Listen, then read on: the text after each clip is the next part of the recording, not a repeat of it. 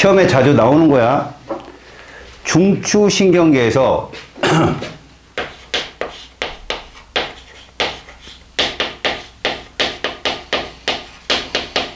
앞으로 구체적으로 신경계나 이런 것들, 자율신경 이런 걸 따져주면서 선생님이 설명할 텐데, 되뇌 쪽은 겉질과 속질 구분 잘하고, 그러니까 1, 2, 3, 4 문제에 회색질이 어디고 백색질이 어디야 이런 거 묻는다 그런 거지. 신경세포처가 많이 모인 곳이 어디라고 그랬어? 겉질. 잘했어. 어두워. 속질은 밝아. 뭐가 많아? 축삭 쪽. 그렇지. 그렇게 해서 꼭 기억하고, 그 다음에 얘들은 좌뇌하고 우뇌로 구분되는데 신경이 대부분 교차되는 데가 어디라고 그랬지? 그 일부는 몰라요. 용감한데? 척수라겠지. 척수 기억나지? 그 다음에 이 대뇌는 우리가 기능의 구분에서 연합령, 그 다음에 감각령, 운동령으로 나뉘지. 무슨 뉴런으로 되어 있냐? 감각령은 1번 감각 뉴런이냐, 아니면 연합 뉴런이냐, 3번 운동 뉴런이냐. 함정. 야, 대뇌인데 무슨 감각 뉴런이야, 이놈들아. 감각령이 연합 뉴런이야. 운동령은 똑같이 연합 뉴런이라고. 그냥 명령을 출발하는 신경세포체가 존재하는 곳이기 때문에, 알았냐? 거기가 운동령이고, 그 다음에 누가 도달하는 곳, 감각 뉴런이 도달하는 곳이기 때문에 연합 뉴런 거기가 감각령인 거야. 감각령, 운동령을 감각 뉴런, 운동 뉴런으로 착각하지 말라고. 이건 우리 처음에 배웠을 때 뇌신경 12쌍, 척수신경 31쌍. 기억나? 네. 요거 무슨 뉴런이야? 뇌신경이 무슨 뉴런이야? 그렇지. 이래서 작살난다고 했잖아, 내가. 감각하고 운동이라고, 그 말초신경계라고. 예. 기억나냐? 예. 어이없게 작살나지 말라고 내가 함정을 알려주는 거야. 뇌신경이라는 게 중추신경계하고 말초신경계로 나뉘잖아? 그 말초신경계에 뇌신경이 있고 척수신경이 있다고. 말초는 연합이 포함되지 않은 뉴런이잖아. 그지? 그러니까 뇌에서의 감각뉴런과 운동뉴런을 모두, 얼굴 쪽에 운동뉴런과 감각뉴런을 모두 뇌신경이라 부르는 거야. 알았어? 그럼 목 아래쪽은 모두 척수신경이라 부른다고. 걔들은 절대 연합뉴런이 아니다. 오케이? 네. 대뇌 감각령 무슨 뉴런이 아니다? 감각뉴런이 아니다. 명심하라고. 네. 됐지? 그 다음에 우리 뇌줄기 배우잖아. 뇌줄기. 누구누구가 뇌줄기였어? 그치? 그 다음에 중내염. 알았냐? 뇌줄기가 죽으면 죽음기호. 알았냐? 중내염. 알았어? 이게 뇌사 판정을 받는 곳이지. 특히 얘들아, 이 중간뇌는 누구의 감각기관의 중추야? 눈. 동공반사. 맞지? 아우, 얘는 너무 중요한 애고, 연수는. 알았어? 모든 부교감 신경 대부분 얘가 다 담당해. 알겠지? 얘 무슨 역할해? 대뇌와 소뇌 간의 교통정리하는 애가 뇌교야. 알겠지? 그런 거라고. 그 뇌줄기 잘 나오고, 대뇌에서 겉질 속질 잘 나오고, 감각령, 운동령이 뭐로 이루어진지 함정으로 잘 나와. 그리고 그 전에 뇌신경, 척수신경이 말초신경계라는 것도 잘 나오고. 알았냐?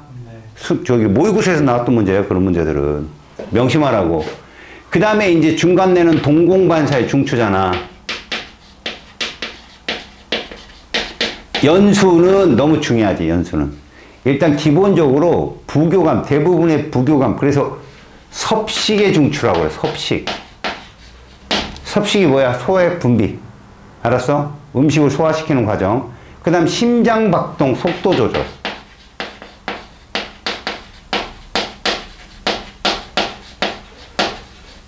그 다음에 뭐 이거 나오면 호흡속도도 바로 나오죠. 호흡속도. 그래서 결론적으로 또 그때 얘기한 게 무의식이잖아. 대뇌가 관여하지 않는 게 무의식적인 행동이거든. 목 위쪽은 얘라고 했지. 그래서 구토, 하품, 재채기 이런 거에 중추가 얘야. 그럼 목 아래쪽은 누구라고 했어? 목 아래쪽 이거밖에 더 있어? 척수. 걔야. 알았어? 같이 알아두라고. 이게 지난 시간에 우리가 봤던 거고 또 대뇌의 잔해와 운해의 교차 지점이 여기야. 알겠죠? 그래서 잔해가 만약에 풍을 맞는다고 저 풍, 그게 이제 뇌출혈이잖아요. 그거 가지고 우측 팔다리를 못 써요. 그래서 왼손을 이렇게 들고 다니면 어느 쪽 뇌가 풍 맞은 거야? 오른쪽. 우측. 알겠어? 왼쪽 팔 좀 하면 돼. 알았습니까? 그런 것들을 좀 잘 구분을 하자. 그리고 위치도 잘 봐요. 여기 이제 대뇌가 저 위쪽이잖아요. 요 중간에 누가 있어요, 여기에? 중간에 이렇게. 간뇌, 그 다음 그 밑에. 중간뇌, 뇌교, 연수까지. 그 뒤쪽에 누가 있고요? 소뇌. 이런 식으로 되어 있죠? 그래서 여기가 간뇌죠, 간뇌. 중간뇌, 뇌교, 밑에가 연수, 소뇌. 이렇게 되어 있단 말이지. 알았어? 대뇌가 있고요. 알겠죠? 위치에 따라 축두엽, 전두엽, 후두엽 이런 식으로 나뉘고요. 아셨습니까? 그러니까 그런 식으로 얘들을 구분해가지고 특히 간뇌는요. 지금 중요한 게 아니에요. 간뇌는 자율신경의 중추라고 배워요. 여러분들 거기에. 근데 여기서 자율신경이 나오진 않아요. 얘가 조절 중추는 맞는데 대부분의 부교감 신경 같은 경우는 어디서 나온다? 연수에서 나와요. 연수에서. 근데 조절 중추는 간뇌예요. 알았습니까? 그런 것들 잘 보아두시고 바랍니다. 자, 여러분 넘겨봅시다. 척수 봅시다. 여러분 척수. 중요한 거. 여러분 뇌와 척수는 연합뉴런으로 연결되어 있지 않습니다. 딱 떨어져 있어요. 그래서 척수에서의 감각은 감각뉴런으로 대뇌 쪽으로 들어가요. 알겠죠? 혹은 자율신경계 쪽으로 들어갑니다. 그 다음에 거기서 명령을 내리면 운동뉴런으로 척수로 와요. 알았어요? 그러니까 척수하고 뇌는 연결되어 있지 않습니다. 연합뉴런으로. 얘들은 다 연합뉴런으로 연결이 되어 있잖아요. 근데 얘들은 아니에요. 따로. 그래서 뇌와 척수라고 해요. 척수는 거기서 뭐 척수신경을 통해서 팔다리 같은 걸 제어를 하잖아요. 말초신경계를 통해서 척수의 단면을 보면요. 자, 이렇게 나뉘어져 있어요. 대칭적으로요. 그래서 이 안에가 척수거든요, 이게. 안쪽이 척수입니다, 이게. 너희들 뼈다귀 잡고 먹어봤지?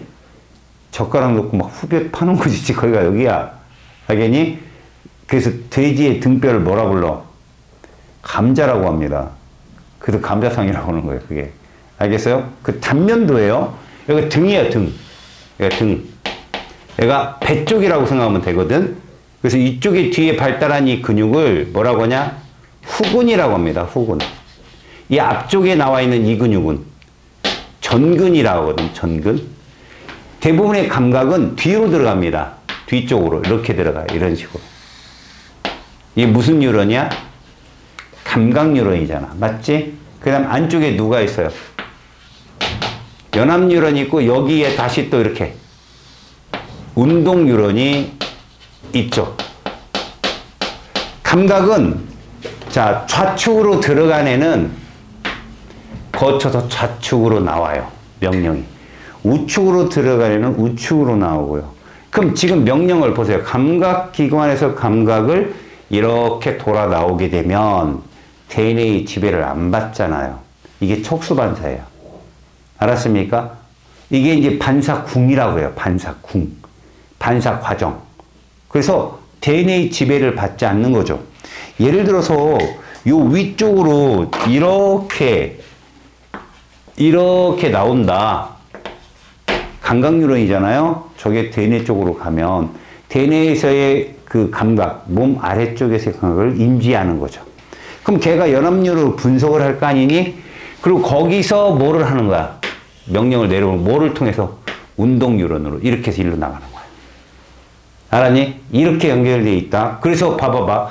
빨간색이 잘못되잖아? 빨간색이 잘못되면 자, 목 아래쪽 무조건 반사가 될까 안 될까? 된다는 거야.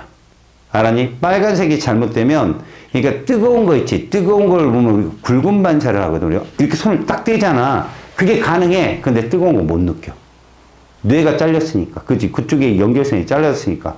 그럼 만약에 노란색이 잘못되면 어떡해? 노란색. 뜨거운 거 느끼는데 움직일 수가 없어. 이렇게는 돼. 움찔은 돼. 왜? 촉수반사는 가능하니까. 근데 내가 이렇게를 못해. 알았지? 그러면 여기가 잘못되면 어떻게 돼? 마비야. 알았어? 우리 움직이려도 못 움직이는 거고 여기가 잘못되면 못 느껴. 여기가 잘못되면 그냥 하반신 마비야. 알았니? 그래서 허리가 그렇게 중요하다는 거예요. 사고 난 사람들 허리 다치잖아? 연합뉴런 파괴되면 아무것도 안 돼. 그냥. 알겠어? 그런 거지. 그래서 몇 번째 허리 밑에서 잘못되냐에 따라서 다리를 쓰고 뭐 허리 이상은 쓸 수 있고 못 쓰고 이런 게 다 판단이 돼. 뭐 허리 요 엉덩이 끝까지 요추까지 있지만 그 중에 하나만 잘못되면 하반신이 다 마비다. 알았니? 왜? 척수신경이 그렇게 분포되어 있어서 그래. 거기에서 명령을 내리는 게. 그래서 우리는 봐. 우리가 만약에 여기다 번호를 붙인다. A, B, C 이래버리면 얘는 반사공 척수반사의 조절기작이야. 그지? 근데 얘를 거쳤어. 요 위에까지 거쳤어. 그럼 이건 의식적인 거야. 알았지? 그러니까 척수반사가 여기에 해당되는 거고 무의식적인 반사이며 어린아이들의 배변 배뇨 그리고 굵은 반사, 무릎 반사 이게 여기에 해당되는 애들이야. 알겠어요? 무슨 말인지? 그게 거기 그림에 그려져 있는 겁니다. 알았죠? 자, 얘들은 속질에 뭐가 있다? 세포체가 있어요. 신경세포체. 겉질에 뉴런, 축삭돌기가 있고요. 그 누구랑 반대예요? 대뇌하고 반대예요. 겉질이 백색질이고요. 속질이 회색질입니다. 아시겠죠? 어디에 신경세포체가 많다고? 속에 많아요. 알았죠? 그 안으로 막 운동뉴런 신경세포체도 들어가 있고요. 연합뉴런 세포체도 있고요.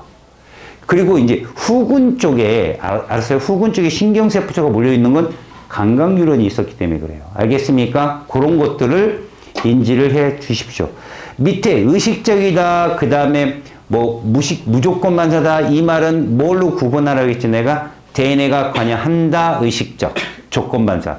대뇌가 관여하지 않는다, 무의식적, 무조건 반사라고 했지. 그치? 그러니까 조건과 무조건, 의식적과 무의식적은 대뇌의 관여 여무야. 알았니? 유무. 그러니까 대뇌가 관여하면 의식적인 행동이며 조건 반사가 가능한데 대뇌가 관여한 나머지 연수라든가 감뇌라든가 척수라든가 이런 애들. 근데 실질적으로 감뇌가 무조건 반사를 만하지는 않아. 자율신경의 중추이긴 하지만 대부분은 연수와 누구야? 척수야. 목 위쪽은 누구? 연수. 목 아래쪽은 누구? 척수. 꼭 구분해. 알았어? 암기할 때 도움이 될 거야. 됐습니까? 오케이. 자, 페이지 99쪽 가봅시다. 거기에서 1번 대뇌의 모습에 따른 A, B, C, D 써놓은 거 보이죠? 이름만 적을 줄 알면 돼요. A가 누구라고? 대뇌. B가 누구예요? 간뇌. C가 중간뇌. D가 소뇌. E가 연수인데 여러분 중간뇌 C하고 연수 사이가 비었죠? 거기가 뇌교예요. 알았습니까? 명심하시고요. 여러분 거기 5번 보세요. 뇌줄기에 속하며 안구운동과 홍채운동 누굽니까? 중간뇌 얘기하는 것이죠. 그런 거 구분할 수 있고. 그 다음 3번 보세요.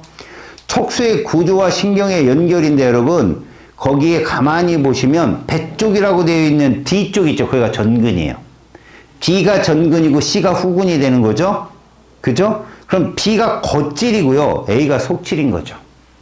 속질에 운동뉴런의 신경세포체, 연합뉴런의 신경세포체가 분포하고 있기 때문에 여기가 회색질이에요. 알았습니까? 겉질은 뭐라고? 축삭돌기가 나와 있기 때문에 여기는 백색질이고요. 밝다 이렇게 보시면 됩니다. 대뇌하고 반대입니다. 아셨어요? 됐죠? 그 다음에 여러분 5번에 젖분비반사 이렇게 돼 있죠. 젖분비반사. 여러분 젖분비가 목 아래쪽에 위야. 이거 척수반사입니다 여러분. 알았습니까? 그런 거 봐두시고. 재채기 어디? 재채기 목 위잖아. 연수요. 알았죠? 동공반사는 누구야? 중간뇌 이런 거.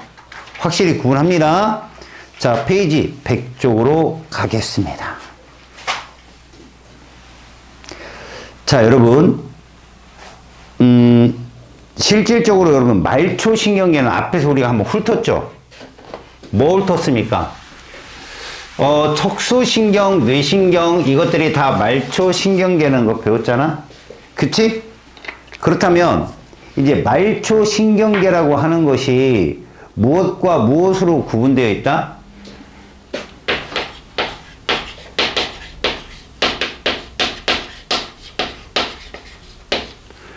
첫 번째, 구심성 뉴런인 누구?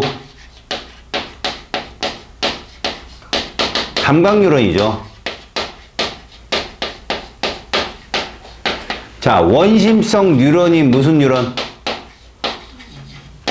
그렇죠. 운동 뉴런으로 되어 있다라는 것이 기본적인 거예요, 여러분. 이것이 얼굴 쪽에 분포되어 있으면 뇌신경. 아래쪽으로, 목 아래쪽에 무슨 신경? 척수신경. 뇌신경 몇 쌍? 그 다음에 척수신경 31쌍 이렇게 자꾸 말을 해. 그럼 외워지니까. 알았지? 근데 그 그림 모식도를 보잖아? 원심성 뉴런 신경 중에 우리 이제 이걸 신경이라고 하는데 이걸 이제 감각신경, 운동신경 해가지고 기관계로 바꿔버릴 거야. 그렇게 되면 얘들을 이제 조금씩 구분을 하게 된다? 자, 요것들의 집합제가 그 원심성 신경계라고 하거든. 얘들이 모인 게. 그러니까 계를 붙이는 건 일반적으로 세포가 모여서 조직이 되고 조직이 모여서 기관이 되잖아. 그게 모여서 기관계가 되는 거야. 이거 식물에 없는 거거든. 기관계는. 그 원심성 신경계는 체성신경계하고 누구와 나뉘냐면 자율신경계로 나뉘어. 물론 이 둘은 커다랗게 보잖아. DNA 지배를 받아? 받지 않아? 이 둘 중에 하나야. 그러니까 체성신경계는 대부분 연결이 어디로 되어 있다? DNA와 연결되어 있다라고 보면 되고, 알았니? 자율신경계는 DNA가 아닌 애들하고 연결되어 있는 거야. DNA가 아닌 애들. 알았어? 그 중에 감내에서 출발한 건 거의 없다라고 보면 돼. 대부분 어디서 출발한다? 중간내나 연수나 척수야. 알았어? 그거를 잘 봐야 돼. 그래서 여러분들 거기 보시면 그 중추신경계에 사실은 원심성 신경계가 하는 역할이 뭐냐? 이 신경계가 꼭 이쪽에 있는 우리 골격근에만 영향을 주는 게 아니라 내 분비샘. 여러분들 호르몬계를 가면 내 분비샘에서 호르몬 나오는 거 보거든요. 거기와도 연결되어 있고요. 그 다음에 우리 몸의 소화기관 있죠? 거기와도 연결이 다 돼 있습니다, 얘가. 알았죠? 특히 체성신경계와 자율신경계를 굳이 구분한다면 운동률은 하나로 연결되어 있느냐, 두 개로 되어 있느냐 차이거든요. 한쪽 방향에. 거기 보시면 얘는 무슨 신경의 중추에 딱 보니까 운동신경이죠. 얘가 어디와 연결되어 있다? 골격근에 연결되어 있는 운동신경. 그냥 신경 합시다. 계 속에 포함된 거니까. 그래서 어디에? 골격근 조절. 그러니까 얘는 골격근을 조절을 해서 무릎 반사나 이런 걸 친단 말이야. 말 그대로. 근육을 움직이게 하는 역할을 하는 거지. 그게 보통 일반적인 체성신경계의 특징이고, 자율신경계는 두 개로 되어 있어. 하나가 교감이고 또 하나가 부교감이야. 시험엔 얘들이 많이 나온다는 거지. 알았니? 얘들은 요렇게 돼 있어. 이게 운동 뉴런 아니냐, 그지? 자, 뉴런이 두 개로 되어 있지. 이 부분을 뭐라 부른다? 신경절이라고 불러. 여기서 칭하는 말이야. 신경절이라 부르고, 마찬가지야. 이 부분을 신경절이라고 불러. 그래서 얘를 절전이라 하고, 얘를 절후라고 불러, 우리가 보통. 그래서 절전섬유가 짧잖아. 이게 짧잖아. 절우섬유가 길잖아. 이래 보면 교감이라 부르고, 절전섬유가 길잖아. 절우섬유가 짧고, 이래 버리면 이건 부교감이라 한다. 봐라. 쉽게 말해서 두 자지. 그 절전섬유가 짧잖아. 얘는 몇 자야? 세 자니까 절전섬유가 길잖아. 이렇게 봐도 되고, 알았니? 문제는 이 앞에 있던 절전섬유가 중추신경계랑 연결되어 있다는 얘기야. 이 끝은 각 분비샘이나 근육 같은 데 연결되어 있고, 알았냐? 쉬울 예로 교감은 대부분이 척수랑 연결되어 있어요. 얘들아. 교감의 출발점은 기점은 다 척수야. 근데 부교감의 대부분의 신경은 연수고, 그 중에 동공반사에 해당되는 애들 누구라고? 중간뇌야. 이해 갔지? 그럼 이들의 역할이 뭐냐고? 얘들 둘이가 같은 조절 기작에 대해서 반대되는 성질을 갖고 있어. 얘가 이런 거라면 얘는 이런 거야. 다시 말하면 얘가 촉진이라면 얘는 억제에 해당된다고 보면 돼. 그럼 이 둘은 상반되는 작용을 하고 있네. 그치? 이런 걸 우리는 뭐라 부른다? 이렇게 불러. 길이라는 건 계속 일정하게 잡는다는 얘기거든. 지속된다는 게 길이야. 알았냐? 그러니까 항상성을 지속시키는데 서로 상반되는 작용으로 계속 얘를 쳐준다는 얘기야. 그럼 이게 봐봐. 항상성이라는 게 이게 아니야, 이게. 항상성이 이게 항상성이야, 이게. 끊임없이 가운데로 오려고 하는 성질. 알았지? 그 작용을 하는 것을 바로 기량작용한다라고 얘기해. 교감과 부교감이 그런 역할을 하고, 지금 보면 얘들도 아까 근육에 들어간다고 했잖아. 그지? 근데 그 근육이 누구냐? 얘들은 내장근, 심장근, 이런 것들. 그 다음에 분비샘. 이쪽에 해당되는 것이 교감과 부교감이 집중되어 있어. 얘는 어디? 골격근 쪽이고.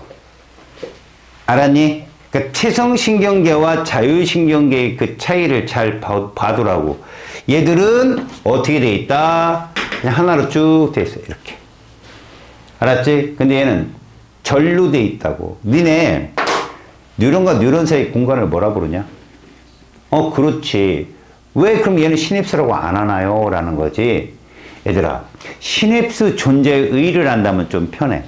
우리가 여러 가지 뉴런으로 되어 있잖아? 근데 시냅스가 있는 이유는 딱 하나밖에 없어. 정보의 오류를 막으려고 하는 거야. 정보의 오류를. 예를 들어서 어디 손가락 끝에서 예민한 감각이 올라오는데 중간에 다른 신경과 딱 합선되면 큰일 나겠지. 여기가 아픈데 여기도 막 이러고 있는 거랑 똑같잖아. 그래서 이 시냅스를 냅두면은 중간에 다른 시냅스하고도 겹치는 부분이 생길 거 아니야. 그때 정보를 통제를 한대, 거기서. 어떤 많이 나오는 물질의 감각을 먼저 받아들이는 거지. 그러니까 이게 이런 말로 생각하면 돼. 동시에 어떤 통증이 올 수도 있는데 우리는 그 중에 우수한 통증만 먼저 받아들인다는 거야. 생각해봐. 여기가 뭐 10만큼의 통증이 있고 여기 2만큼의 통증이 있고 저기는 5만큼의 통증이 있고 동시에 이런단 말이야. 말이 이상하잖아. 커다란 아픔은 작은 아픔을 누르는 거야. 알았냐? 예를 들어서 너가 돈을 잃어버렸어. 화가 엄청나. 근데 친한 친구가 죽었대. 그럼 그냥 그 아픔이 이거는 아무것도 아닌 거야. 여자친구랑 헤어졌어. 마음이 너무 아파. 근데 새로운 여자친구가 나타나. 싹 잃어버리는 거지, 그냥. 모든 것이 모든 아픔으로 눌어버리듯이 시냅스가 존재하면 그런 고통의 교통 정리를 할 수 있다는 얘기야. 근데 얘는 그런 관계가 아니잖아. 그냥 일방적으로 명령을 내려보는데 중간에 한번 쉬는 거야, 이게. 알았니? 여기 화학적 전달이 일어나거든? 그래서 여기서 나오는 특별한 물질은 신경전달 물질, 우리는 그렇게 안 배우고 여기는 아세틸콜린이라고 배워. 그러니까 요 부분이 있지. 요 부분이 있죠. 그 다음 요 부분이 있죠. 잘 보세요. A, C, D. 그 다음에 요 부분 있죠. 여기를 B. 잡는다면 A와 B와 C와 D는 얘가 분비가 돼요. 신경 전달 물질입니다, 이게. 아세틸콜린이라는. 그런데 B만 얘가 나와요. 에피네프린이요. 우리가 소위 말하는 아드레날린이라는 놈이에요. 물론 아드레날린의 특징은 되게 많거든요, 여러분들. 근데 여기서는 뭔가를 흥분을 시키는 그런 물질이라고 생각해요. 아드레날린이 솟구친다 이런 말 있잖아요. 그건 막 익사이팅하다는 뜻이에요. 익사이팅하다. 운동 선수들한테 상당히 좋은 작용이잖아요, 이게. 운동할 때 이게 분비가 많이 돼요. 운동할 때. 그러니까 간혹 이거 슬쩍 숨겨놓고 끝에 말단에서의 분비 물질로 구분하기도 하고요. 그 다음에 여기를 딱 가로를 쳐놓고 어디가 짧고 긴지 안 보여준 다음에 어디를 자극했을 때 동공이 확장되고 이런 걸 알려주기도 해요, 여러분들한테. 그러니까 이 두 개는 같이 꼭 나온다. 그러면 하나가 나온다면 이 그림을 단독적으로 다 그려줘요. 예를 들어서 여러분 섭식 활동에서 연수가 소화액 분비를 촉진하는 애거든. 근데 운동할 때 휴식을 취할 때 언제 소화액 분비가 촉진이 될까? 당연히 쉴 때, 휴식을 취할 때 나오겠지? 그게 부교감으로 나온다는 얘기야. 그럼 부교감 신경의 중추, 우리 위나 소장 이런 것들의 중추는 부교감 신경의 신경세포처럼 어디에 분포한다? 연수 쪽에 있다는 얘기죠. 알았습니까? 근데 소화액 분비를 억제하거나 그런 건 교감신경, 요 신경세포체가 어디에 있다? 척수에 있다는 얘기입니다. 아시겠죠? 대부분의 교감신경은 척수에서 출발하고요. 대부분의 부교감은 척수가 아닌 곳에서 출발해요. 물론 대뇌는 아니고요. 알았습니까? 자, 여러분 체성신경계를 한번 보세요. 운동신경으로 구성되고요. 대뇌의 지배를 받아 의식적 골격근의 반응을 조절을 한다라고 되어 있습니다. 무슨 말입니까? 뇌와 그러니까 여러분 척수에 연결된 건 맞아요. 근데 아까 얘기했죠. 척수는 뇌와 운동신경으로, 운동뉴런으로 연결되어 있다고요. 그죠? 개의 명령을 받아 척수를 거쳐가는. 그러니까 척수는 정거장 역할을 해주는 거죠. 알겠습니까? 이게 체성신경계입니다. 중요한 게 뭐라고요? 대뇌의 지배를 받는다는 얘기예요. 의식적으로 골격근 같은 걸 움직일 수 있는 그런 게 체성신경계라고 합니다. 그런데 자율신경계는 무슨 얘기냐? 중요한 게 대뇌의 지배를 받지 않아요. 또 하나, 대뇌의 지배를 받지 않다 보니까 자율신경은 무조건 감각뉴런의 영향을 안 받습니다. 명령만 내리는 거예요. 내리는데 두 개의 명령 코드가 있는 거예요. 하나는 촉진, 하나는 뭐? 억제. 이 코드가 서로 다른 곳에 있어요. 교감과 뭐 연수, 교감과 중간내 이런 식으로. 실제로 여러분 잘 들어봐요. 부교감이 모두, 잠깐, 교감이 모두 척수에 있는 건 아닙니다, 여러분. 뇌신경에 해당되는 곳이 있죠. 얼굴 쪽의 동공반사는 중간내가 다 담당을 해요. 알았습니까? 그 밑에 것들이 있죠. 뇌 분비샘 목 아래쪽에서 나와 침분비 이런 거 말고 침분비도 연수가 담당을 하거든요. 근데 이 목 아래쪽에 있는 것들은 대부분 척수 담당이라는 거죠. 그래서 여러분들은 거기에 자율신경계의 특징을 가만히 보잖아요. 가장 특징적으로 보는 게 단장이냐 장단이냐예요. 교감이 높아 부교감이 높아? 너네 학교에서 말이 이상하지만 교감을 교장 선생님이라고 보고 부교감을 교감 선생님이라고 보인다면 반장이 높아 부반장이 높아? 반장이 높죠. 교감을 높다라고 쳐보고 부교감을 낮다라고 친다면 대부분 학생들이 니들 때는 다를 수 있어. 우리 때는 그랬거든. 교장 선생님은 항상 키가 작으셨어. 이렇게 되셨고 참 신기해. 나 여태까지 머리가 풍성하시고 키가 훤칠하신 교장 선생님 본 적이 없어요. 왜 그럴까라는 거죠. 일단 뭐 이렇게 보시면 교장 선생님이 좀 약간 니네 조회 같은 거 써봤어요? 강당에서 뭐 이런 거? 앞에 교장 선생님 딱 강당에 올라가지고 뭐 연설을 하시고 그거 해봤어요? 운동회 날 해요? 없어지는 않았구나. 저희는 일주일마다 월요일 날 했어요. 월요일 날 떼약볕이 지나 눈이 내리나 맨날 아침에 서가지고 8시 반부터 30분은 기본이었고요. 그럼 막 남자 학교, 남자 고등학교만 나왔는데 애들이 쓰러져요. 퍽퍽 이쪽 저쪽에서. 물론 불어 쓰러지는 놈도 있어요. 끌려가게. 근데 이렇게 쓰러진단 말이에요. 열사병에서. 안 끝납니다. 그래서 한편 뭐 개콘인가 어딘가 코미디 뭐 빅리그인가 거기서 그 교장 선생님 흉내 내는 사람이 있는데 내가 빵 터진 게 끝으로 이거요. 이거 8번 하면 끝나요. 끝으로. 그럼 처음에는 1학년 때는 속았어요. 이제 끝나나 보다. 자, 끝으로. 이제 끝나나 보다. 야, 한 고2 정도 되면요. 요새 손가락 끝으로. 한 8번을 합니다. 자, 그 교감쌤이, 요즘 부교감이니까요. 연설을 하려고, 조회를 하려고 단장을 하십니다. 단장하신 교감쌤. 알았어요? 단장하신 교감쌤. 보통 부교감은 요걸 잘하잖아요, 옆에서. 짜웅. 그죠? 교감선생님이, 넥타이 좀 어떤가? 훌륭하십니다. 컬러에 뭐 매치가 환상에 가갖고 장단 맞추시는 부교감쌤. 알겠어요? 단장하신 교감쌤, 장단 맞추는 부교감쌤. 아시겠어요? 근데 학생들이 지나가다 누구 약 올려요? 교감 약 올리잖아요. 야, 난쟁이 똥삐자로 하면 교감 간다. 약 올린다. 흥분하신 교감쌤. 그럼 부교감쌤 나서, 야, 무슨, 아닙니다. 멋있습니다. 괜찮습니다.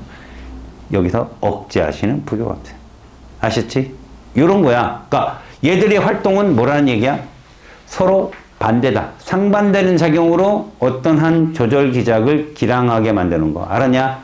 그 항상성에 조절하는 거. 이런 걸 기량작용이라 부른다는 거지. 자, 단장, 창단 꼭 기억하고, 그 다음에 실제로 부교감 신경은 아세틸콜, 부아세. 예? 그 다음에 교감 신경은 꾀피. 알았지? 꾀피. 그러니까 사실 이게 아드레날린이었거든. 옛날에 니들 한 7, 8년 전에는. 교감신경은 아드레날린, 부교감신경은 교두교부스 이러고 외웠었는데, 이제 에피네프린이 바뀌어갖고,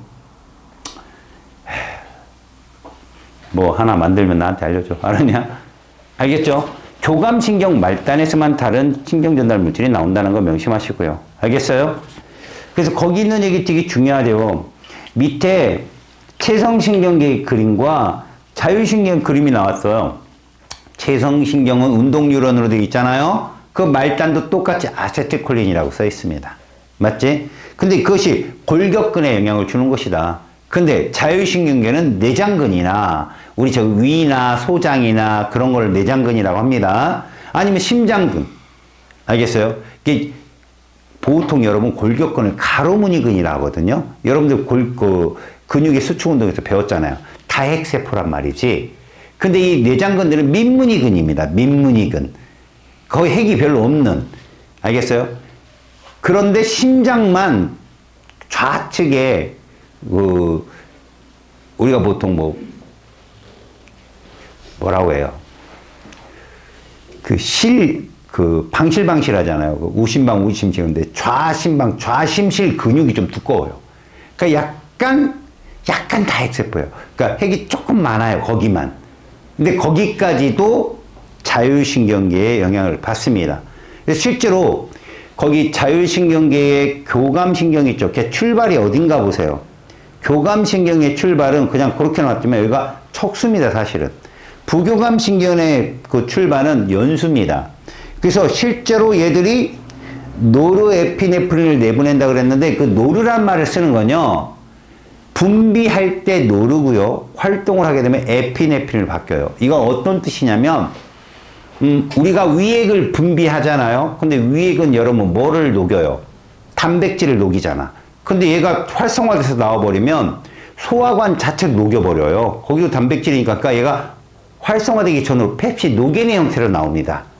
얘도 마찬가지예요. 에피네프린도 나오게 되면 주변 세포에 영향을 줘서 얘들이 물질 대사를 활발하게 하고 뭐 근육 활동량을 살벌하게 이룬단 말이야. 그러니까 활성화되기 직전에 물질이 노르예요. 노르 에피네프린이 나온 다음에 얘가 활성화가 되면 에피네프린이 변해요. 알았습니까? 그래서 노르 에피네프린이 나와서 심장의 근육의 활성화를 주면 그 전에 여러분 심장은 스스로 뛰어요. 여러분 알았어요? 스스로 뜹니다. 그게 우심방하고 온몸을 돌고 들어오는 거 있죠? 그죠? 그 대동맥 있잖아요? 그 사이에 우심방하고 대동맥 사이에 동방결절이라는 부분이 있어요. 이게 심장박동의 박동원이에요, 걔가. 여러분들 심장 마사지 하는 거 있죠? 심장이 멈췄을 때 그거 자극 주는 거예요. 걔가 스스로 뛸 수 있게. 근데 얘들은 계속 뛰고 있단 말이야. 그런데 교감과 부교감은 어떤 역할을 하냐? 그 근육 활성량을 키우는 거예요. 그러니까 박동의 속도를 조절하는 것이 바로 자율신경의 특징입니다. 아시겠습니까? 박동은 스스로 하고 있습니다. 계속. 알겠지? 거기다 속도를 가미하는 거. 억제하고 촉진하고 이것이 자율신경의 역할이다. 알아두십시오. 자, 오른쪽 페이지로 가보세요. 교감과 부교감 신경의 작용을 한번 잘 봅니다. 교감은 적당히 흥분 상태, 운동 상태, 놀랬을 때 이런 게 교감이고요. 부교감은 어떤 상태예요? 원 상태로 돌려주는 거죠. 휴식을 취하면서 안정을 취하고 소화 상태를 유지하고 이런 것들 아시겠습니까? 이런 것들이 둘이 서로 상반되잖아. 이런 걸 기량이라 한다고. 그래서 구분을 보면 여러분 동공도 있죠. 기관지도 있죠. 박동도 있고 소화관, 쓸개즙 모두 소화의 분비, 동공의 확장 축소 그 다음에 거기에 기관지도 호흡 속도의 확장 축소잖아요. 맞죠? 근데 맨 끝에 방광이 있어. 이게 시험에 잘 나옵니다. 방광의 별표를 쳐볼까요? 방광이 여러분 오줌을 임시로 모아놓는 곳이잖아. 이게 수축되면 오줌 마려워 안 마려워? 오줌량은 일정한데 방광이 수축되면 오줌 마렵지? 수축을 누가 시키나 봐봐. 부교감이라니까? 의외로. 이게 무슨 말일까? 운동을 할 때 있잖아. 오줌이 안 마려워. 왜? 방광이 이완돼 있어서. 근데 휴식이 딱 되잖아. 공부할 때도 오줌이 마렵지 않다고. 수업시간에 오줌 마려고 나가는 놈은 수업시간에 휴식시간을 착각하는 놈이야 그러면. 알았니? 그러니까 뭔가를 집중하잖아. 오줌이 안 마려워. 근데 집중을 안 하고 긴장을 탁 풀잖아. 그럼 오줌이 마려워. 그래서 쉬는 시간에 오줌으로 가는 거야 이게. 쉬는 시간을 줘서 가는 게 아니라 쉬는 시간이 되니까 몸이 긴장이 풀리면 가는 거야 이게. 자기가. 그 수업 시간에도 막 공부하다가 긴장이 풀리잖아. 오줌 마려워. 긴장 풀지 말라고. 그런데 중요한 건 좋아. 교감은 방광을 이완시켜. 근데 부교감은 방광을 수축시켜. 좋았어. 자, 교감은 대부분이 척수를 하겠고 맞지? 부교감은 대부분 연수야. 오른쪽 밑에 그림 봐봐. 오른편에 있는 게 부교감이거든. 대부분이 어딘가 봐봐. 중간내 아니면 누구야? 연수거든. 그지? 근데 딱 하나 맨 마지막 게 어디 가서 딱 꽂히냐. 요추에가 척수에 가서 꽂히지. 이게 방광이라니까. 알았니? 방광이 그래서 시험에 잘 나오는 거야. 부교감의 중추 어디 쪽이야? 그러면 다 연수 쪽이나 저기 중간내거든. 근데 방광이면 예외적으로 척수야. 부교감이. 그래서 시험에 많이 나온다고. 유심 있게 봐도. 알았냐? 시험에 낼 만한 건 그거밖에 없으니까. 나머지들은 다 척수 쪽이야. 교감은. 척수 쪽에 쭉 있는 거. 알겠죠? 알아두시고요. 다음 이제 신경계 질환인데 여러분. 중추신경계 질환 그러면 뇌가 잘못된 거잖아요. 그렇죠? 뇌가 잘못된 애들이 보면 대표적으로 알츠하이머병이 있거든요. 이건 대뇌의 잘못이 있는데 뇌 조직이요. 뇌 조직이 막 수축이 됩니다. 알겠습니까? 무슨 말이냐? 스스로 원인 모를 병에 의해서 뉴런 하나하나의 세포가 파괴되는 거예요. 뉴런은요. 대뇌는요. 뭔가 파괴되잖아요. 걔를 차단시켜요. 그쪽을. 알았습니까? 번질 거를 대비해서 차단을 방어벽을 때려갖고 걔를 차단을 시키게 되면 이게 지적 능력까지 사고 능력까지 떨어뜨리는 거죠. 그럼 뭐가 되냐? 기억의 한 부분이 자꾸 쌓이는 걸 막아요. 옛날 기억은 그대로 있거든. 근데 지금부터 살아가는 기억을 막아요. 그래서 자꾸 이러는 거죠. 한 40된 아들을 보고 너 왜 자꾸 결혼 안 하냐고 그러고 와이프 여기 있는데 옆에. 그러니까 아주 옛날 기억만 하는 거예요. 알겠습니까? 어제의 기억은 없죠. 그래서 전화를 보면 전화기에 이제 아들하고 통화하면 아들 이름이 떠 있잖아. 근데 그걸 잊어먹는 거지. 딱 보고 부재중 전화가 와 있네. 아들한테 전화가 와요. 하루도 200번 또 넘게. 200번 넘게 전화를 걸면 거기에 아들이 계속 찍히죠. 자기 이름 안 찍히잖아요. 그럼 아들이 계속 전화 온 거야. 나한테. 그럼 계속 전화해요. 왜 전화했냐? 그러면 아들들은 처음에 막 화났다가 이제 같이 아는 거예요. 어머니 보고 싶어서 이런 식으로. 그러니까 허던 얘기를 계속 반복하는 거죠. 옆에 있어요. 저는 주변에 사람들이. 이게 바로 알츠하이머예요. 근데 파킨슨은 도파민이 여러분 도파민이 막 쭉쭉 분비가 돼야 머리 뇌가 활성화가 돼서 좀 더 기억도 좋고 공부하는 도움이 되거든요. 여러분들 활성화 잘 돼요. 그래서 여러분들 콜레스테롤 너희들 달걀 노른자 먹지 말라고 한동안 그런 말 들어봤지. 대한 노른자에 콜레스테롤이 많아갖고 먹으면 안 좋고. 여러분 거기에 콜레스테롤이 있어요. 있는 거. 근데 그게 도파민의 분비를 도와줘요. 알았습니까? 그러니까 너무 많이 먹으면 안 좋다는 거지. 야 밥도 많이 먹으면 배 아프지. 그지? 산삼 많이 먹고 죽은 사람도 있어요. 여러분. 배불러서. 농담입니다. 진심으로 받아들이지 말고. 그러니까 너무 과하면 안 좋다는 얘기죠. 도파민 분비가 부족해서 실질적으로 얘들이 뇌의 활성도가 떨어지니까 몸 전체의 명령 전달도가 떨어지는 거야. 그러니까 약간 뭐랄까? 전기가 들어왔다 나갔다 하는 칩? 이 정도로 생각하세요. 그래서 팔다리가 떨리고 막 그래요. 저리고. 운동신경이 좀 떨어지고. 알았습니까? 그게 파킨슨병이에요. 결국은 여러분 이게 계속 진행되잖아. 야 불이 꺼졌다 켜졌다 꺼졌다 켜졌다 심하면 어떻게 되냐. 꺼졌다가 길어지지. 그러면서 이제 거동이 불편해지는 거야. 휘차 신세치고. 알겠어? 자 밑에 말초신경계 질환 한번 봐봐. 근위축성 측사경화증이야. 루게릭이란 말이 있는데 실제 루게릭에 이 사람이 야구선수였던 건 알아? 이 사람이 은퇴하는 무렵 엄청나게 잘했던 야구선수래. 근데 순간적으로 확 몸의 기능이 떨어져 바로 은퇴를 해버렸거든. 이 사람이 겪은 병이야. 그래서 이 사람 이름을 댄 거야. 알았니? 보면 운동신경이 어디가 전체적으로 파괴되는 게 아니라 부분이 파괴되는 거야. 그래서 결국은 사지를 못 써.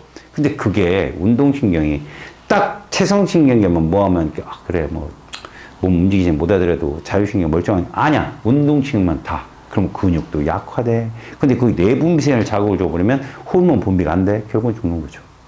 알겠어요? 이게 운동신경이 체성신경만 있는 게 아니었잖아. 그치? 자율신경에도 존재를 하잖아. 그러니까 선택적 파괴를 하게 된다고. 그래서 실제로 자율신경을 건드리게 되면 호흡도 제대로 못하죠. 심장박동도 떨어질 수 있죠.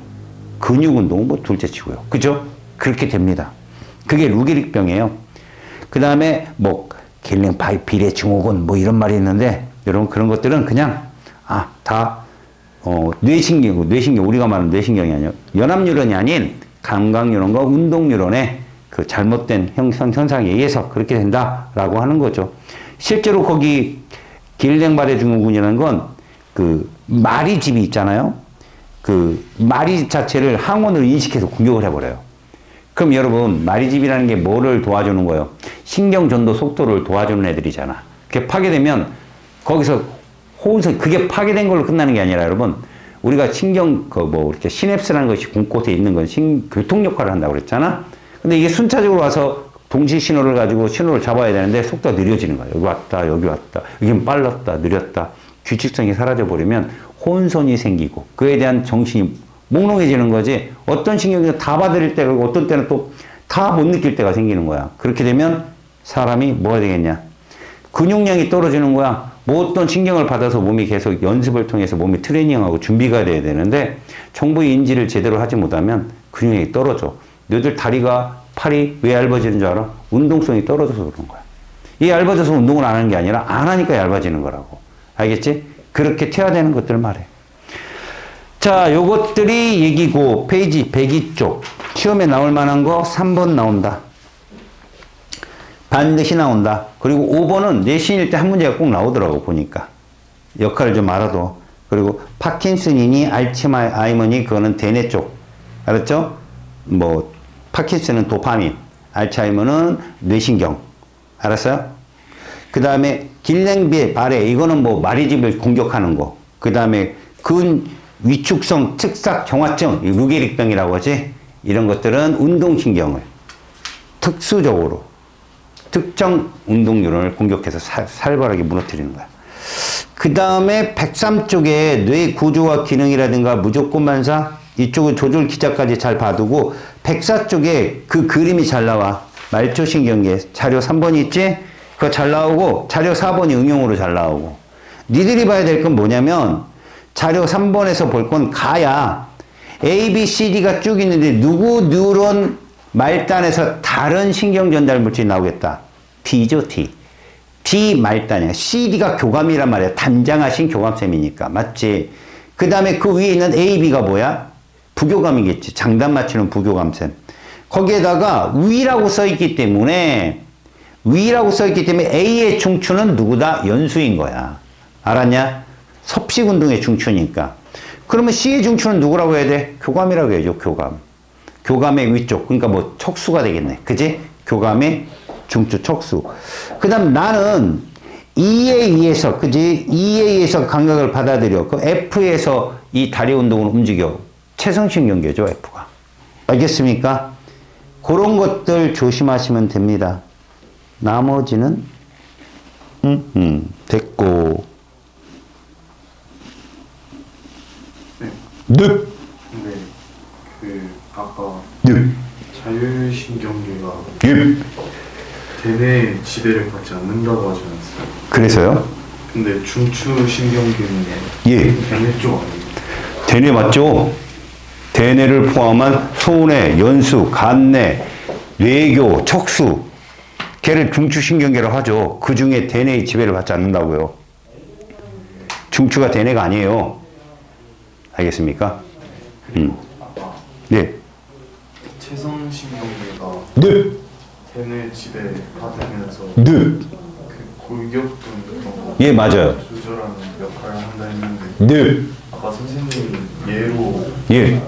그 무릎 예, 무릎. 무릎 반사?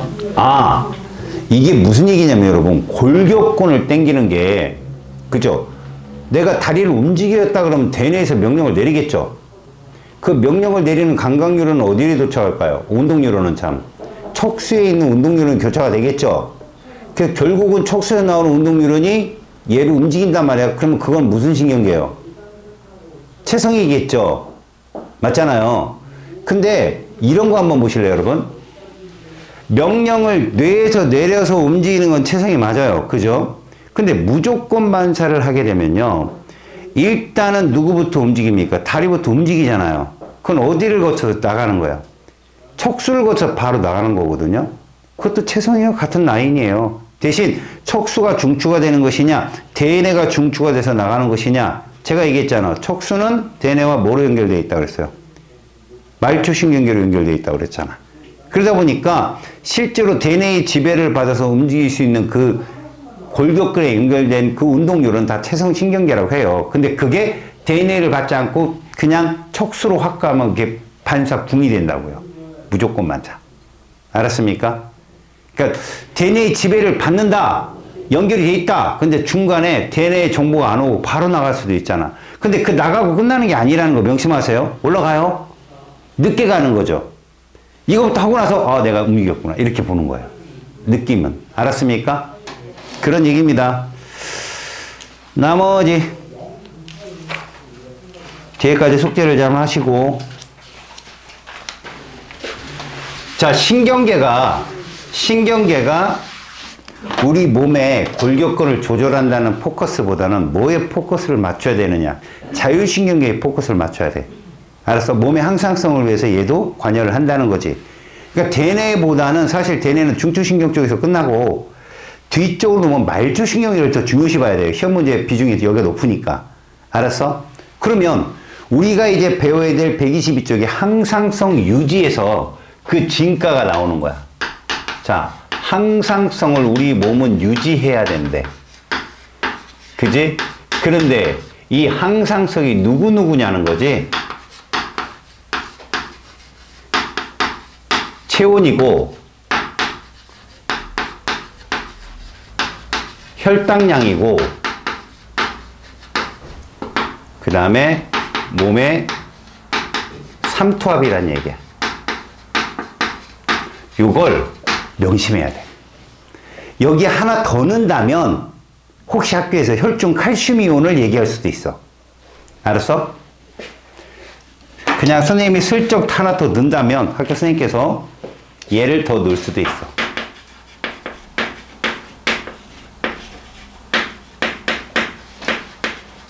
자, 얘를 항상성 유지하는데 우리가 여기서 지금 이제 호르몬계를 배우잖아. 그지? 그래서 애들이 호르몬이라고 착각해가지고 그쪽 공부를 계속 공부하는 거. 맞아. 호르몬도 여기 항상성 조절하는 거. 근데 이 모든 것은 알았지?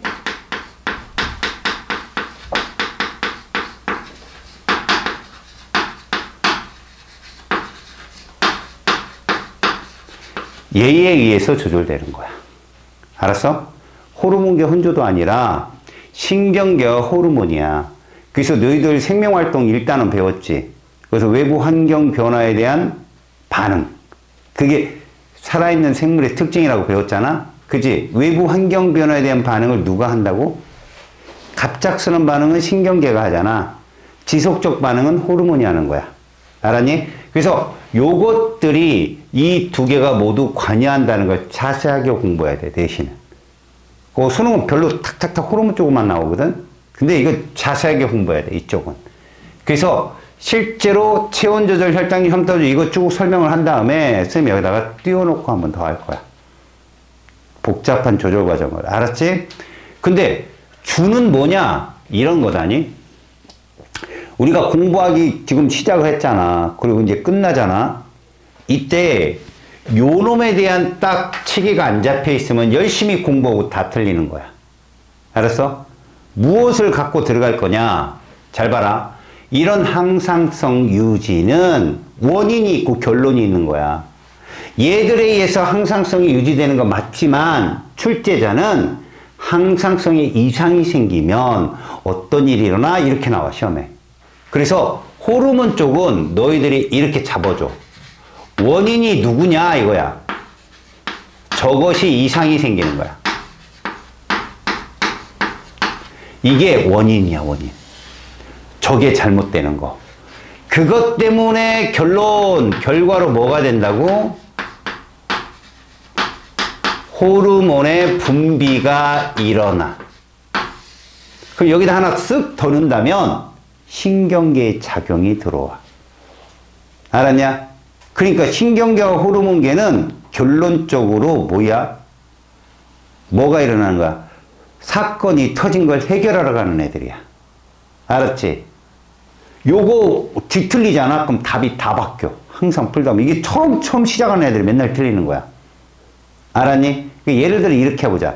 A 호르몬이 몸의 체온의 온도를 높인대. A 호르몬이.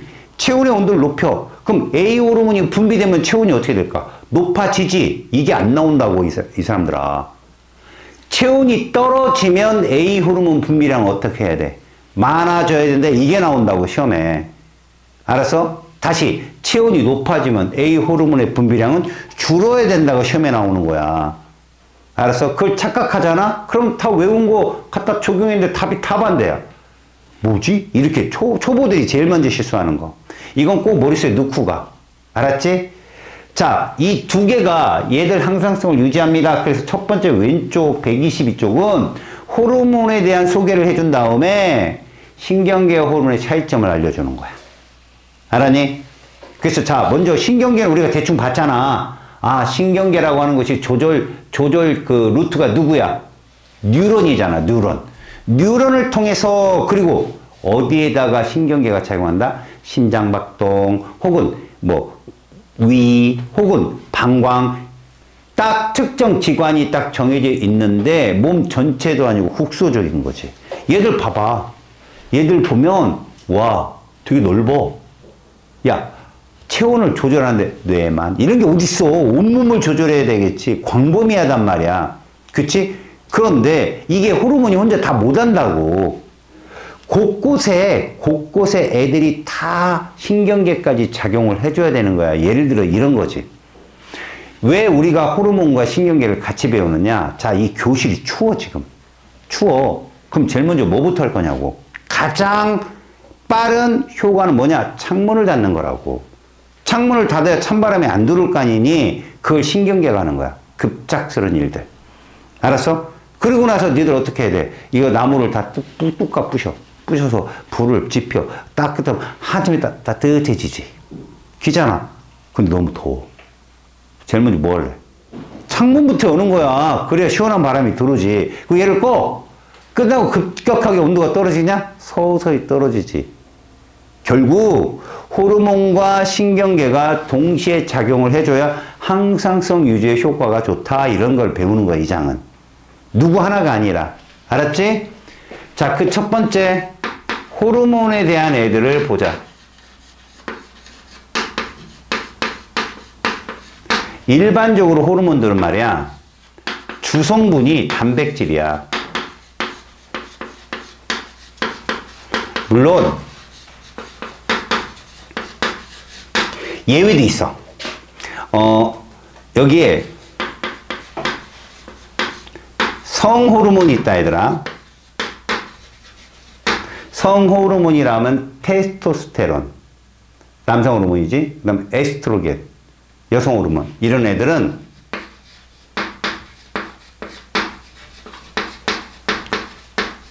스테로이드계야. 지질. 지질도 뭐 여러분 나누잖아. 중성지방, 인지질, 그 다음에 스테로이드. 이 세 개로 나뉘거든. 콜레스테롤이 스테로이드 쪽이야. 그러니까 이런 호르몬들은 이제 성호르몬들이고 나머지 호르몬들이 주성분이 단백질이야. 그래서 단백질이라는 물질의 특징이 온도가 높으면 어떻게 되냐? 비환원성이잖아. 돌아오지 않는다니까? 온도가 낮은 것도 상관없어요.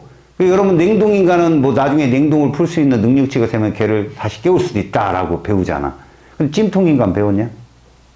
그치. 고기 익히면 먹어야지. 그걸 다시 넣으면 다시 돌아오. 말이 안 되는 거잖아. 그런 거야. 비환원성 때문에. 그러니까 몸에 고열이 있고 그러면 몸의 항상성이 다 무너져. 고열이 일어나면. 뭐 소화액부터. 너희들 효소도 다 주성분이 단백질인 거 알지? 항체도 주성분이 단백질. 다 작살나. 그래서 온도가 높으면 사람이 위험해. 특히나 너희들 성인은 어느 정도 온도가 높으면 그래도 스스로 뭐 온도를 떨어뜨릴 수 있는 능력치가 있잖아. 아이들은 진짜 위험해. 그래서 애들이 온도가 높으면 엄마들이 들고 뛰는 거야. 그래서 아이들한테 온도를 제일 낮추는 방법은 뭐 옷을 벗겨서 찬물로 닦아주고 그러면 일단 그 가장 가까운 효과를 낼 수 있잖아. 근데 애들이 약을 안 먹어요. 약을 지혈제를 먹여. 애가 막 해열제를 먹여. 지혈제는 참 설사지. 지사제 미안해. 합쳐서 썼다. 해열제를 먹어야 되는데 얘가 안 먹어. 그럼 어디다 넣어? 막 뒤에다 있잖아. 항문에 넣고 막 이러잖아. 근데 그것도 힘주고 있으면 안 들어가요. 애들이 있고 이상한 애들 있어. 근데 애들이 아이스크림은 빨어. 달달하거든. 지금 울면서 이렇게 빨어. 그래서 아이가 있는 집에 아이스크림은 직방적인 해열제야. 그 처먹지 말라고 가서 우와 이 집 아이스크림 많다. 큰일 난다고. 내가 먹지 말아야 될 두 개를 얘기하면 아이가 있는 집에 냉동실에 아이스크림 절대 먹으면 안 되고요. 할아버지 사탕 빼서 먹지 마. 할아버지들은 저혈당이 오면 돌아가셔. 그래서 사탕을 넣고 다닌단 말이에요. 쓰러지면 정말 몸이 혈당이 오면 미치겠다고 들어 먹어요. 사탕을 먹으면 그림같이 이렇게 돼요. 근데 만약에 쓰러질 때까지도 자기가 폭 쓰러질 때까지도 사탕을 안 꺼냈다. 이거 꺼낼 힘이 없어요. 그리고 가끔 교통순경들이 차를 막 고속도로에 세우고 사탕이냐고 막 하잖아요. 그 멀쩡한 사람도 제1당뇨에 걸리면 저혈당 증세가 나타나요. 운전하다 쓰러져요. 증상도 안 오고. 갖다 꼬로 박는 거야. 그래서 보면 음주 측정을 했는데 음주가 안 나온다고 그러면 저혈당 증세. 빨리 사탕 먹여야 돼요. 그럼 그냥 일어나요. 아이고 이러고 일어나요. 그러니까 사탕 뺏어 먹지 마. 알았어? 할아버지가 주면 먹어. 알았냐? 할아버지. 오예! 그럼 할아버지 돌아가셔. 알았어? 그런 거야. 여기 있는 것들이 다 지금. 자, 주성분이 단백질이고 그 다음에 호르몬은 뇌 분비샘에서 분비돼. 알았지? 얘는 뭐와 다르냐면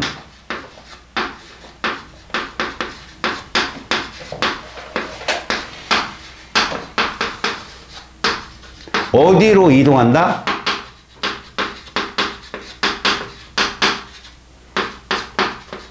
혈액과 같이 온몸으로 가는 거야. 온몸으로.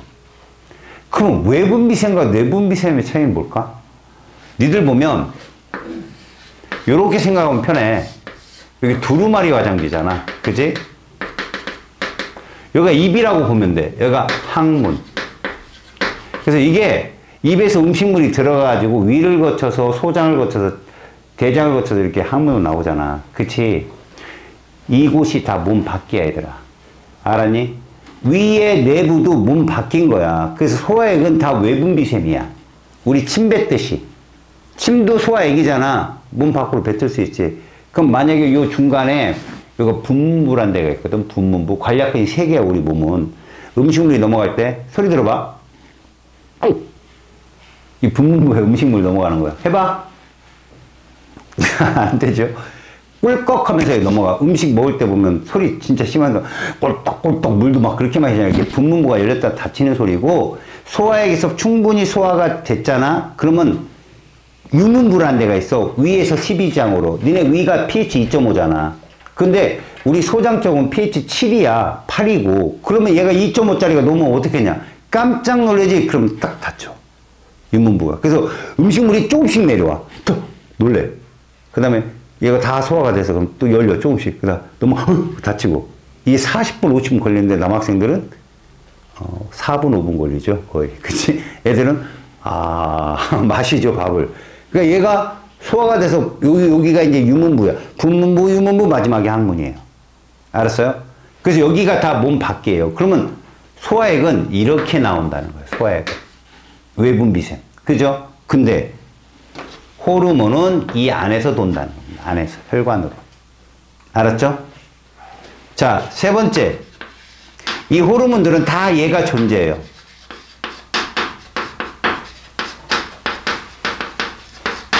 표적기관이 다 따로 있어요. 가장 대표적인 표적기관이면 혈당량 조절의 인슐린과 글루카곤이에요. 둘은 간이 표적기관입니다. 왜? 간에 포도당이 저장이 되어 있으니까요. 글리코젠으로 저장이 되어 있거든. 그래서 인슐린은요, 혈당을 떨어뜨리는 애거든. 그래서 얘는 가서 포도당을 글리코젠으로 합성을 시켜버려요. 알았습니까? 근데 글루카곤이라는 호르몬은 몸에 운동을 할 때 혈당이 필요하잖아. 그래서 간에 저장된 글리코젠을 글루카곤이 포도당으로 바꿔줘요. 알았어요? 그거를 간에 가서 한단 말이야. 인슐린과 누가? 글루카곤이. 이렇게 표적기관이 따로 있고요. 그 다음에 여러분들 나중에 내분비샘에서 내셨죠? 후엽에 나오는 애들 배우는데 항인효 호르몬이라고 배웁니다. 항인효 호르몬은 콩팥이 표적기관이에요. 가서 물을 재흡수하는 거죠. 짠 음식을 먹으면 물의 첨탑을 떨어뜨려야 되기 때문에 물을 쫙 빨아들입니다. 그럼 오줌이 진한 오줌이 나오겠죠. 물이 많이 빨렸으니까. 그렇게 하는 것이 표적기관이 있다라고 표현합니다. 아시겠죠? 자, 그 다음에 소량으로 생리작용을 조절해요.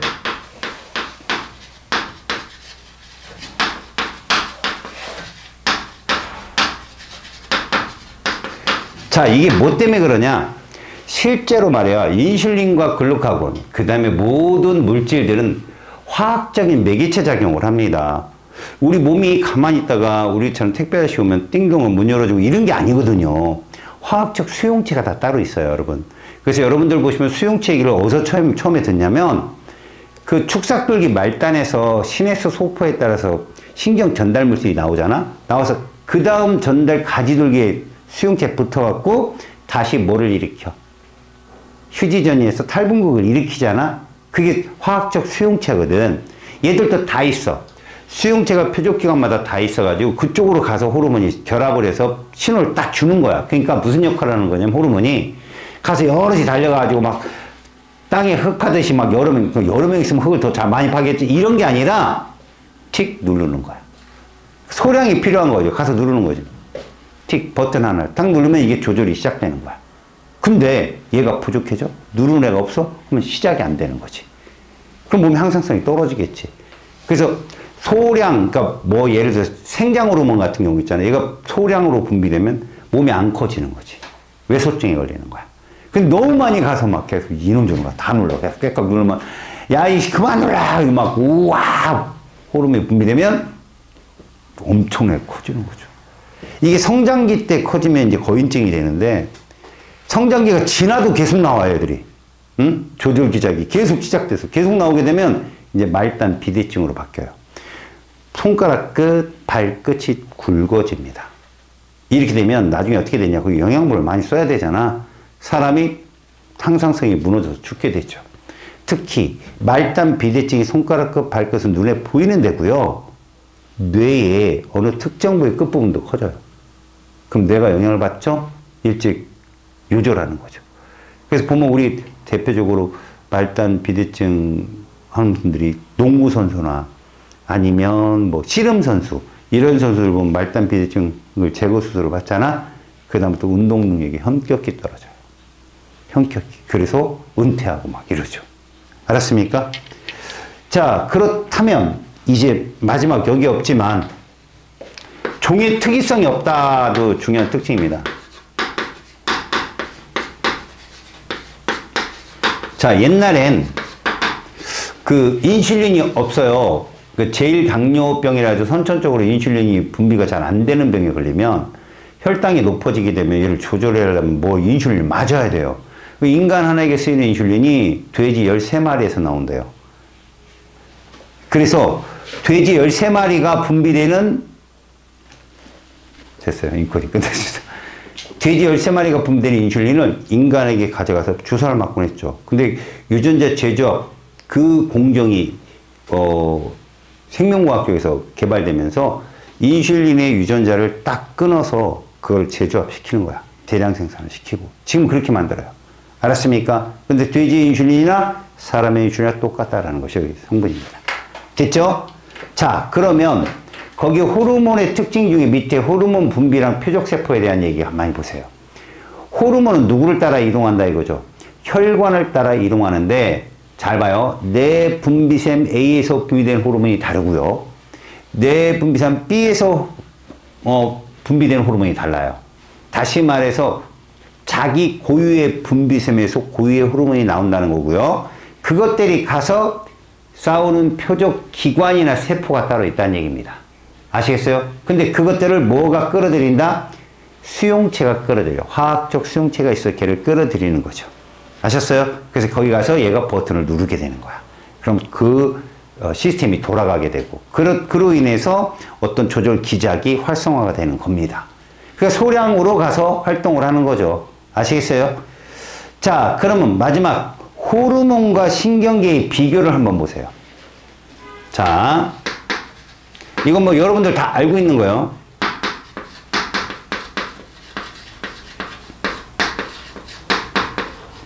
일단 이들은 항상성에 관여한다는 건 동일해요. 알았습니까? 근데 어떤 조절 기작과 어떤 범위, 어떤 지속성, 그러니까 어떤 루트를 따라서 얘가 조절을 하느냐 그걸 구분할 필요는 있어요. 거기에 보시면 호르몬과 신경을 딱 구분해 놨네요. 호르몬과 신경을 딱 구분해 놨습니다.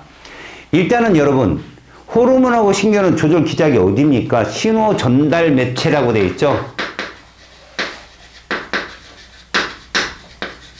엄밀히 말하면 얘는 단백질의 성분으로 이동하는 거지만 어디를 따라 이동해요? 혈관을 따라 이동하잖아요.